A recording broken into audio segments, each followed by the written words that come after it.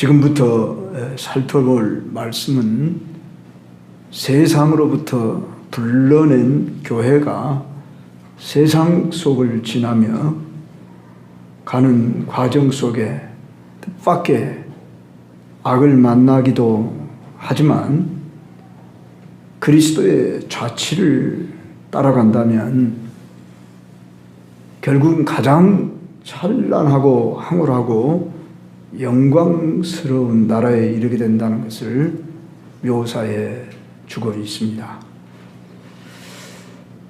베드로가 이러한 서신을 전하기까지는 그가 변화산상에 요한과 야고보와 함께 올랐을 때 우리 예수님이 흰옷보다 더 빛난 광채난 모습으로 변화된 모습을 보고 그 모습을 기억하며 이 편지를 받는 수신자들에게 지금 핍박, 고난 속에 있지만 영광 중에 계신 그 주님을 바라볼 것을 그들에게 제시하며 이 말씀을 하고 있다고 보는 것입니다. 오늘날 교회가 바른 길을 가고 있는가? 교회라고 할 때 저와 여러분입니다. 우리는 교회 그러면 건물, 예배당 이걸 먼저 생각하기가 쉬운데 내가 교회다. 교회 성도로서 오늘 나는 바른 길을 가고 있는가? 이런 질문을 스스로 해볼 필요가 있습니다. 그런데 많은 경우에 교회를 볼 때에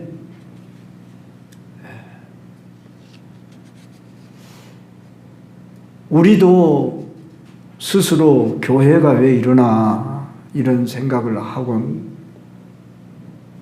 하며 세상 사람들이 오늘 교회를 어떻게 볼까요? 많은 경우에 교회를 욕하고 참 아주 혐오 대상으로까지 보는 자들이 많은 것이 현실입니다. 물론 선입견 어떤 고정관념이 잘못돼서 그런 사람도 있지만 현실적으로 교회가 왜 이래서 되는 건가 싶을 정도로 교회에 할 일이 무엇인지 교회 본연의 자세를 지금 갖고 있는지 이런 생각을 해보면서 오늘 이 본문을 대해야 합니다. 왜 교회가 헛된 일을 하고 잘못된 길을 가고 있는가? 그러면 그리스도의 자취를 따르지 않기 때문입니다. 그럼 왜 그리스도의 자취를 따르지 않습니까? 그리스도가 누구신가? 무엇을 하셨는가? 왜 오셨는가? 이론으로 지식으로는 잘 알고 있지만 따르지 않는 거죠. 알기는 삼척 동자같이 잘 알지만 저나 여러분도 때론 내 모습을 볼 때 만족하지 못하고 내가 왜 이러지? 내가 그리스도인으로서 지금 맞는 거야? 그렇게 여러분 자신들도 생각할 때가 있을 줄 압니다. 그랬을 때 베드로는 당시 이 편지를 쓰는 때에 그 성도들은 가난하고 소외당하고 또 로마 정부로부터 핍박 박해 속에서도 그들이 그 고난을 이겨낼 수 있는 근거를 제시합니다. 그래서 이 베드로 전서에는 고난이라는 단어가 자주 나옵니다. 이제 오늘 오후도 그걸 살피도록 하겠는데, 베드로는 그리스도인들이 나아갈 방향을 그리스도의 그 사역 속에서 말씀하면서 방향을 제시하는데, 그리스도의 사역 그러면 예수 그리스도의 죽음, 부활, 승천, 이 세 가지가 가장 두드러진 또는 결정적인 그분의 사역입니다. 자, 예수님이 어떻게 죽으셨습니까? 왜 죽으셨습니까? 하는 것이 오늘 18절 한 절에 딱 요약이 되기를, 그리스도께서도 단번에 죄를 위하여 죽으사 의인으로서 불의한 자를 대신하셨으니 이는 우리를 하나님 앞으로 인도하려 하심이다. 단번에 죄를 위하여 죽으셨다. 두 번 죽을 필요가 없으시 딱 한 번에 그분은 죽으셨다. 그런데 뭘 위해 죽으셨다? 죄를 위하여 죽으셨다. 죄. 인간에 왜 죄가 있는가? 그 죄 문제를 해결하려고 오셨다. 그런데 죄 없으신 의인이신 분이 불의한 자를 대신하셨다. 우리 예수님은 죽으실 이유가 없으신 분인데, 죄값은 사망, 그렇게 말했는데 죄가 없으신 분이 왜 죽으셔야만 했는가? 불의한 자, 누가 불의한 자입니까? 모든 사람이 죄를 범하였으며 하나님의 영광에 이르지 못하더니 너나 나나 할 것 없이 다 불의한 자이기 때문에, 죄 없으신 분이, 의인이신 분이 불의한 자, 이 세상의 죄인들을 위해서 오셔서 죽으셔야만 했다. 이는 우리를 하나님 앞으로 인도하려 하시니라. 하나님 앞으로 우리를 인도하기 위해서 그분이 죽으셨대요. 하나님 앞으로 인도한다는 말이 무엇인가에 대해서 오늘 이제 살펴보게 되겠는데, 하나님 앞으로 우리를 인도하기 위해서 예수님은 육체로는 죽임을 당하시고 영으로는 살리심을 받으셨다. 확실히 죽으셨다 그 말이에요. 육체로 죽으셨다 그 말이에요. 그러나 완전히 죽으시고 없어지신 분이 아니라 영으로 살아나셨다. 이 부분을 또 어떤 분은 NIV 성경이라는데 킹제임스 버전 성경에서는 대문자 S 스피릿이라고 하는 단어를 써가지고 성령이라고 그렇게 번역을 했는데, 그렇게 번역하기보다는 NASB 같은 이런 성경, 영어 성경에서는 그냥 소문자 스피릿 단어를 써서 영이라 했습니다. 그것이 더 합당하다. 주석에 보니까 그렇게 나와 있는데, 그건 육체와 대조된 상태로 영을 가리킨다. 그렇게 보아하는 것입니다. 그러니까 예수님은 우리처럼 육체로 죽임을 당하셨지만 그분의 영은 여전히 살아있기 때문에 이제 부활의 소망이 있는 분으로 3일 뒤에 예수님이 부활하셨잖아요. 그래서 예수님이 그 십자가에서 마지막 운명을 하실 때 마지막 하신 말씀이 아버지여 내 영혼을 아버지 손에 부탁하나이다. 그렇게 기도하시고 숨을 거두셨다. 그렇게 누가복음 23장 46절에 나옵니다. 즉 그분의 영혼을 아버지에게 부탁하실 만큼 그분은 확실하게 죽으셨다 하는 것을 지금 베드로가 증거하기 위해서, 당시 초대교회 때는 가현설이라고 하는 또는 영지주의자라고 하는 이런 사람들이 예수님이 육체로 죽인 것이 아니다, 이런 식으로 그 이단 사상들이 행행했기 때문에 더욱 이런 말을 쓰지 않았는가 싶습니다. 자, 우리 예수님은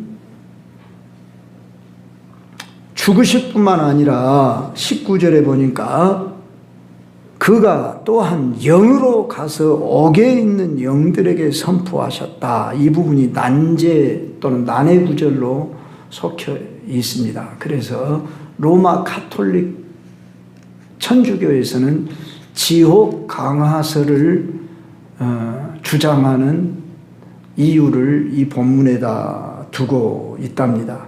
예수님께서 죽으신 후에 부활하기까지 죽은 자들이 있는 영혼은 음부에까지 내려갔다. 그래서 지옥에 내려가셨다. 그래서 그들은 연옥설을 믿잖아요. 그래서 연옥에 있는 자들도 예수님의 복음을 듣고 다시 살 수 있는 기회를 허락해 줬다. 그 근거로 이 구절을 말하는데, 이것은 그들의 교리를 정당화하기 위한 주장일 뿐 성경적 근거가 없습니다. 왜냐하면은 누가복음 16장 부자와 나사로의 이야기를 통해서 이미 죽은 영혼은 다시 복음을 듣고 구원 얻을 기회가 없습니다. 살아생전에만 오직 복음을 듣고 구원 얻고 회개할 기회가 있다는 거죠. 부자가 나사로에게 아브라함의 품에 있는 나사로에게서 내 혀끝에 물 한 방울만 떨어뜨려 달라. 또 저 세상에 있는 우리 가족들에게 나사로를 보내달라. 이런 소원들이 허락되지 않았던 것을 우리는 압니다. 그러면 이 옥에 있는 영들이라고 할 때 이 옥은 도대체 무슨 의미냐 했을 때, 그 지옥이라는 의미라기보다도 지하 세계에 있는 악한 영들이 그 감옥에 갇혀 있는 불신 영혼들이 갇혀 있는 음부라 이렇게 보아지는 것입니다. 그랬을 때에 우리 예수님께서 지금 부활하시기 전에 영으로 그들에게 가서 옥에 있는 영들에게 선포했다. 그런데 그 옥에 있는 영들을 그 다음 구절을 보니까 그들은 전에 노아의 날 방주를 준비할 동안에 하나님이 오래 참고 기다리실 때 복종하지 않던 자들이다. 그러니까 불신 영혼들이 분명하지요. 뿐만 아니라 그 악한 천사들이 창세기 6장에 보면은 이렇게 사람들을 미혹을 했었습니다.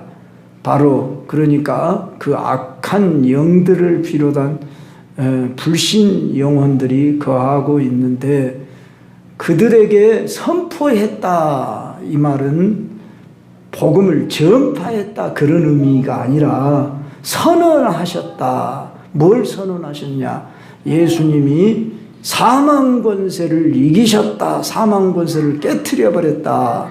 그리고 부활하신 분으로 이제 모든 걸 다 이루신 분으로 선포하신 것입니다.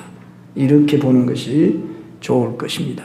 그래서 이 구절은 좀 난해 구절에 해당한다. 여러분이 참고로 아시고, 그만큼 예수님의 죽으심과 부활은 역사적인 사건이요, 승리의 사건으로 골로새서 2장 15절에서도 말씀하고 있기 때문에 이 말씀을 통해서 고난받는 성도들을 지금 위로하고 소망을 주기 위해서 베드로가 우리 주님이 죽으셨지만 영으로는 살림을 받고 저 사망 권세를 가진 저들에게 이제 승리를 선포하셨다. 이런 말씀으로 받아야 합니다. 그러면서 이어서 하신 말씀이 뭐냐? 그러면 노아의 날 방주 사건을 통해서 그리스도인 된 교회의 세례와의 관계를 설명해 주고 있습니다. 그러니까 오늘 본문에서는 짧지만은 세 가지 그림이 나타납니다. 첫째는 우리 주 예수 그리스도의 죽음, 부활, 승천의 모습. 그 다음 두 번째는 노아 방주 이야기, 그 다음에 성도가 세례받는 모습, 이렇게 세 가지로 우리가 봐야 하는데 이것이 서로 중첩되어서 봐야 합니다.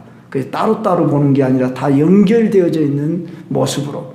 자, 노아 방주는 그 옛날 노아 시대에 온 세상에 물이 넘쳐나서 다 물에 잠겼습니다.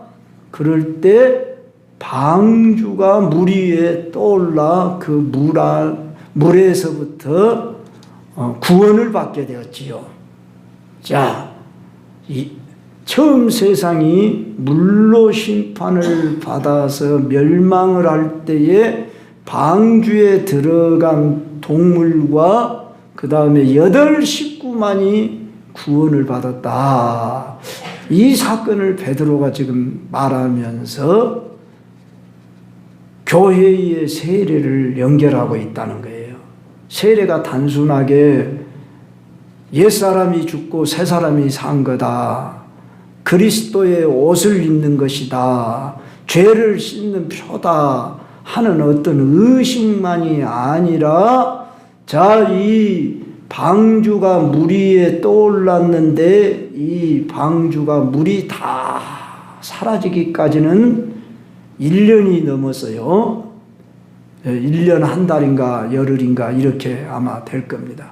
그래서 창세기 그 8장을 참조해 보면은 비가 오기는 40일 동안 밤낮으로 비가 왔지만 이 물이 지상에 창궐하게 되어져 그 물이 이제 감아여지고 바람이 불고 햇빛이 내리쬐므로 물이 감아여지고 육지가 나타나기까지는 여러 날 수달이 걸렸듯이, 그러기까지 그 방주 안에 있는 동안에 어서 속히 육지가 마른 땅이 나오기를 얼마나 갈망했겠냐 하는 것입니다.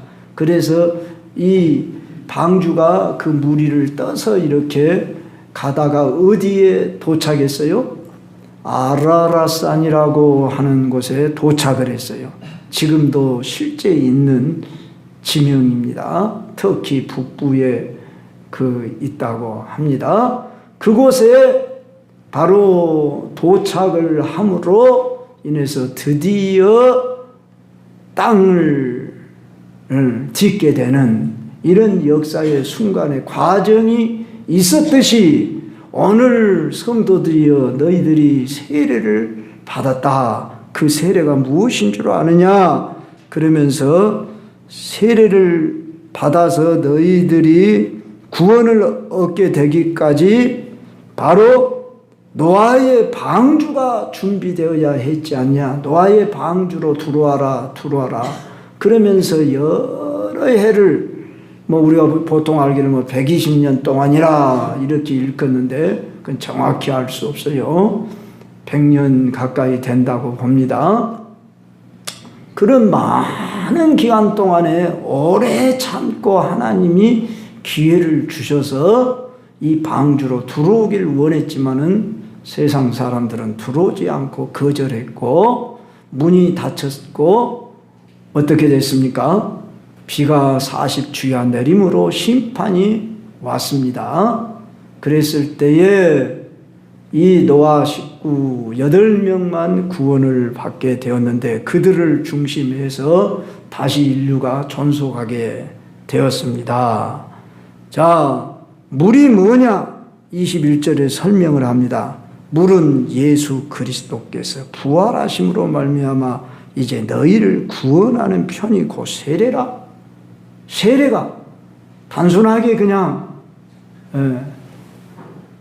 침례자가 여러분에게 물을 머리에 찍어 바르는, 그건 외적인 표시고, 또는 침례교에서는 강이나 어떤 수조에다가 물을 이렇게 채워가지고 거기다 이렇게 담궈서 이렇게 올린답니다.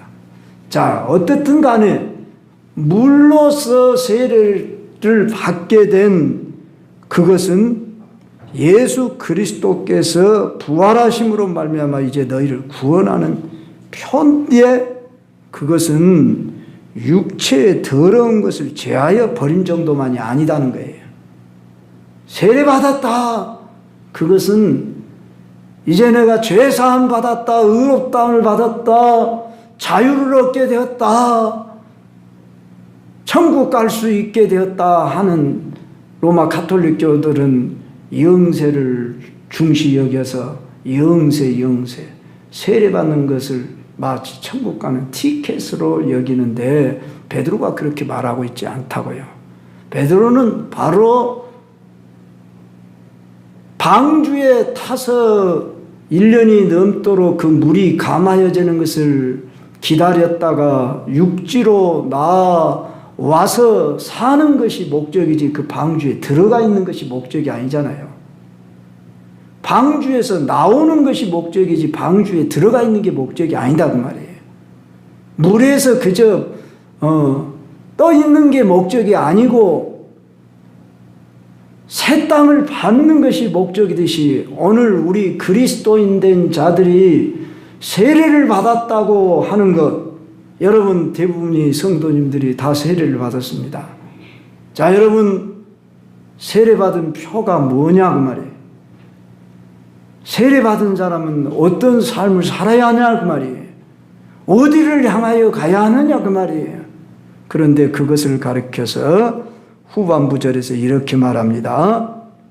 하나님을 향한 선한 양심의 강군이라. 이 번역이 참 어렵게 돼 있어요. 예, 이걸 풀면은 선한 양심이 하나님을 향하여 찾아가는 것이다. 이렇게 풀어야 이해가 됩니다. 지난 시간에도 선한 양심이라는 단어에 제가 주목을 하며 말씀을 드렸어요. 선한 양심을 뭐라고 그랬어요? 그냥 도덕적, 윤리적으로 깨끗한 양심, 어떤 거리낌 없는 양심 이런 정도를 말하는 게 아니라 하나님과 함께 생각하는, 의식하는, 하나님이 주신 양심, 하나님과 함께 생각을 하고 의식을 갖고 거듭난 양심을 가르쳐 선한 양심이라. 이렇게 베드로는 선한 양심이라는 단어를 이 베드로전서에서 강조하고 있다는 점을 여러분이 기억하시면서 오늘 또 우리에게 세례를 주신 목적이 선한 양심을 주어서 그 선한 양심으로 하나님을 찾아가게 하는데 목적이 있단 말이에요. 그러니까 구원은 이동이다 그 말이에요. 움직이는 것이다 그 말이에요. 구원은 마치 이렇게 세례를 받아서 내가 구원을 얻는, 자격을 얻는 이 정도가 아니라 세례는 출발과 같고 시작으로 이제 세례 받은 자는 예수 그리스도의 자취를 따라서 그분이 죽으시고 부활하시고 저 하늘로 올라가신 것은 우리로 하여금 저 하늘에까지 가도록 주께서 앞서서 가셨던 그 길을 따르기 위해서 너희에게 준 그 선한 양심으로 하나님을 찾아가야만 한다. 할렐루야. 여러분 안에 이 선한 양심이 있다는 것을 여러분이 알아야 합니다. 내가 만들어낸 것이 아닙니다. 이것은 성령으로 말미암아 주신 것입니다. 그런즉 누구든지 그리스도 안에 있으면 새로운 피조물이라. 이전 것은 지나갔으니 보라 새 것이 되었도다. 할렐루야. 여러분이나 제가 허물이 있고 부족이 있고 그렇지만은 예수 그리스도께서 여러분의 모든 이전의 죄된 삶을 마치셨어요. 그걸 인정하셔야 돼요. 그랬을 때에 여러분과 함께 예수님이 죽으신 거예요.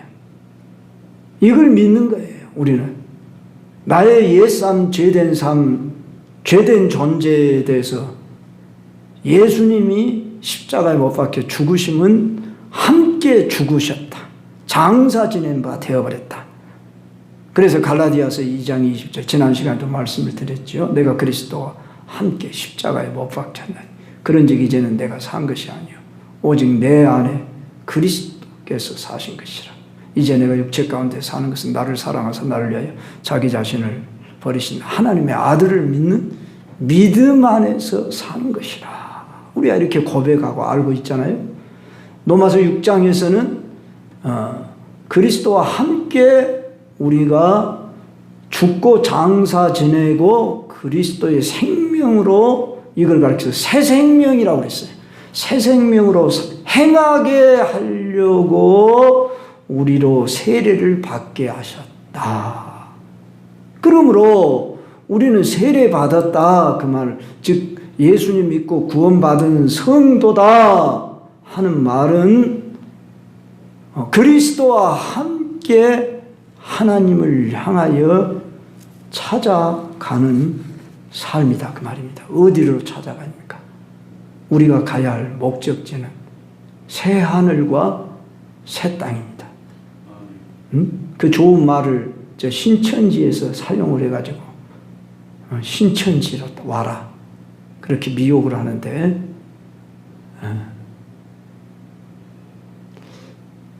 예수 그리스도만이 유일한 이 길을 갈 수 있도록 자신이 통로되어 주기 위해서 그분이 단번에 어떻게 하셨다고요? 죄를 위하여 죽으시고 의인으로서 불의한 자를 대신하신 이는 우리를 하나님 앞으로 인도하기 위해서. 그러므로 우리는 이 땅에 살지만 우리는 최종 목적지가 저 하늘이란 말이에요. 근데 이 하늘에 대한 사실 별 관심이 없지요. 잘 생각이 안 나죠. 이 땅에 사는 것도 힘들고 버거운데 어떻게 하늘에 있는 걸 우리가 생각할 수 있어? 그런데 베드로는 계속 강조하는 것이 이 땅은 더럽고 쇠하고 썩어지는 세상이야. 그 나라는 더럽지 않고 쇠하지 않고 썩지 아니하는 이런 나라야. 이걸 가리켜서 살아있는 소망이라고 표현했다고요. 그래서 베드로전서의 총 주제가 산 소망이라는 단어라는 말이죠. 그래서 내게 과연 소망이 있냐? 뭐의 소망이냐? 이 땅에서 무엇을 이루어내는 것이 소망입니까? 잘못하면 오늘 우리 교회도 우리 교회의 목표, 교회마다 다 있어요. 근데 그것이 소망입니까? 궁극적인 목적은 이 땅에서 우리가 주의 백성을 만들어 주의 나라를 이루는 것, 하나님 나라가 소망이지요. 그랬을 때에 교회가 가야 할 방향이 뭐냐 그 말입니다. 방향은 이 땅에서는 전투하는 교회라 이렇게 일컫습니다. 그래서 우리에게 고난이 있는 거예요. 나와 세상과 마귀와 싸워야 하는 곳이 오늘 우리 교회다 그 말입니다. 그럴 때 우리는 이 땅에서 많은 어려움이 있지만 반드시 가야만 하는 순례자들이라. 그래서 철로 역정이라고 하는 영화를 여러분 몇 년 전에 들어와가지고 거의 아마 10년은 안 되구만요. 우리 교회 제가 와서 봤으니까 그때 한번 아마 6, 7년 전에 그때 좀 상영을 했었는데 보셨는가 모르겠어요. 기독도가 천성을 하고 가족도 뿌리치고 가야만 하는 그 나라를 향하여 이 땅에서 가는 과정에 많은 어려움을 당하잖아요. 오늘 우리의 삶이 그러하다 그 말이에요. 그래서 여기에 맞는 복음성가가 얼른 생각이 나는데 우리 한번 불러봅시다. 저 멀리 배는 나의 시온성.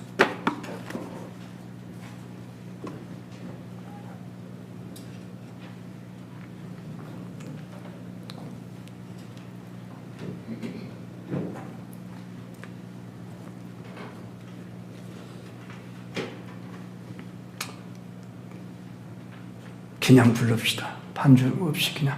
저 멀리 배는 나의 시온서 거룩한 곳 아버지지 내 사모하는 집에 가고자 한밤을 세웠네 저 망망한 바다 위에 이 몸이 상할지라도 오늘은 이곳 내일은 저곳 주 복음 전하리 아득한 나의 갈 길 다 가고 저 동산에서 편히 쉴 때 내 고생하는 모든 일들을 주께서 하시리 빈들이나 사막에서 이 몸이 고날지라도 오 내 주 예수 날 사랑하사 날 지켜주시리. 오늘의 교회들이 천성을 향하여 간다고 하는 이 사실을 분명히 깨닫고 그 길을 향하여 가야만 하는데 어떻게 하면 이 세상에서 더 취할 것이냐, 누릴 것이냐. 그래서 대기업 마케팅 전략을 도입해서 그렇게 해서 교회가 부흥하고 성장하는 것을 꿈꾸고 이룬 것을 자랑하고 또 성도들도 그걸 바라보고 자부심을 느끼고 어쩌면 또 세상에서 성도들도 어떻게 하면 돈을 더 많이 벌고 내 그 목적을 달성해서 이 땅에서 안락을 누리고 또 자자손손 그것을 물려주고 그렇게 할 거냐.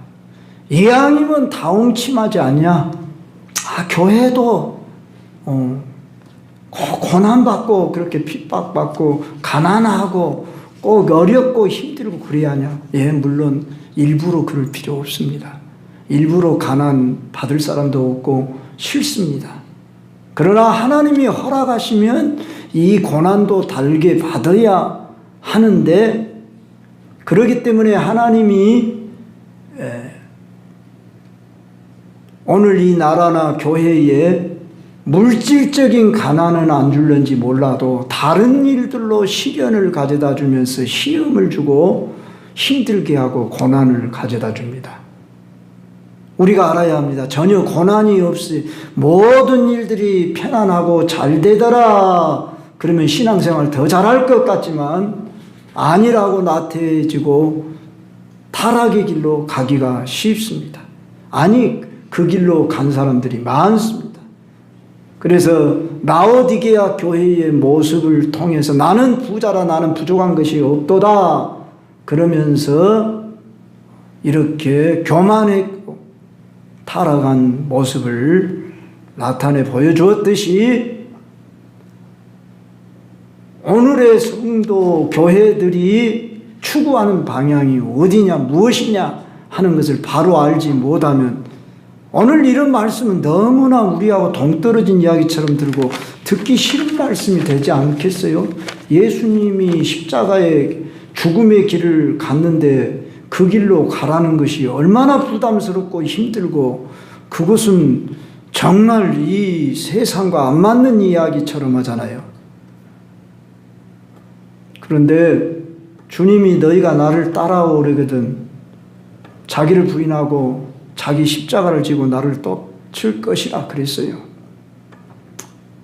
일부러 우리가 십자가를 지려고 하지 않아도 우리는 십자가를 지고 가지 않으면 안 되는 이러한 사람들로 우리들은 그렇게 하나님이 선택에 부르셨어요. 두렵습니까? 십자가 지는 길 싫지요? 솔직히 좋습니까? 그 시대의 십자가는 뭐였습니까? 멸시, 모욕, 죽음의 사형틀인데 바로 이 십자가 지는 길을 따랐더니 주께서 부활의 영광이 있고 승천이 있어서 오늘 마지막 22절에 그는 하늘에 오르사 하나님 우편에 계시니 천사들과 권세들과 능력들이 그에게 복종하느니라 이렇게 말씀하고 있어요. 그러니까 너희들이 바라볼 분은 저 하늘에 오르신 예수님을 바라보고 너희들도 그 영광의 나라를 소망 삼고 지금 이 땅에서 고난받는 그런 과정 넉넉히 이기고 나를 따라올 수 있도록 해라. 그렇게 할 수 있도록 너희에게 선한 양심을 주어 하나님을 향하여 찾아가게 하셨다. 이런 말씀을 하고 있는 겁니다. 이 길을 가는 것을 구약 백성들은 저 넘실대는 홍해를 그들은 건너야 했고 물론 하나님이 갈라주어서 건넜지만은 홍해를 건넜습니다. 그러지만 그들 앞에 펼쳐진 것은 광야였습니다. 얼마나 불평과 원망이 많았습니까? 그런데 그 광야를 거치고 가나안 땅에 들어갔는데 그 가나안이 그냥 들어간 게 아니고 바로 여호수아와 제사장들이 먼저 그 요단강에 들어서야만 했습니다. 이 요단강을 들어설 때 물이 철철 넘쳤다고 그랬어요. 실제 요단강을 가보니까 광주천보다 더 작은 그런 조그만한 강인데 그때 당시에는 봄철이라 저 위에 헐몬산에 눈이 녹아서 내려서 철철 넘치는데 그 요단강 성에 들어가야만 했다. 뭔 말씀입니까? 죽어야 산다 그 말이에요. 죽기를 각오해라 그 말이에요. 자아에 대한 죽음이 있어야만이 바로 가나안 복지를 들어갈 수 있다. 그걸 말씀하는 거예요. 결론으로 이제 우리는 그리스도와 함께 지금 가는 길입니다. 가는 과정이 힘들고 어렵다. 거기에 여러분 낙망하지 마시고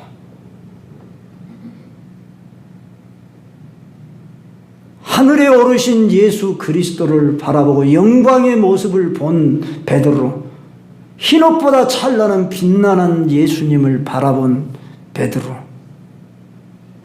그 모습을 아마 연상하면서 이 글을 쓰지 않았는가 싶은데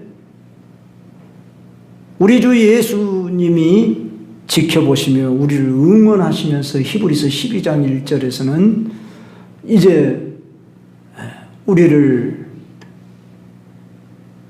저 관중석에서 먼저 간 성도들이 지켜보듯이 지켜보고 있습니다. 믿음의 주요 온전케 하신 예, 예수를 바라보자 했습니다.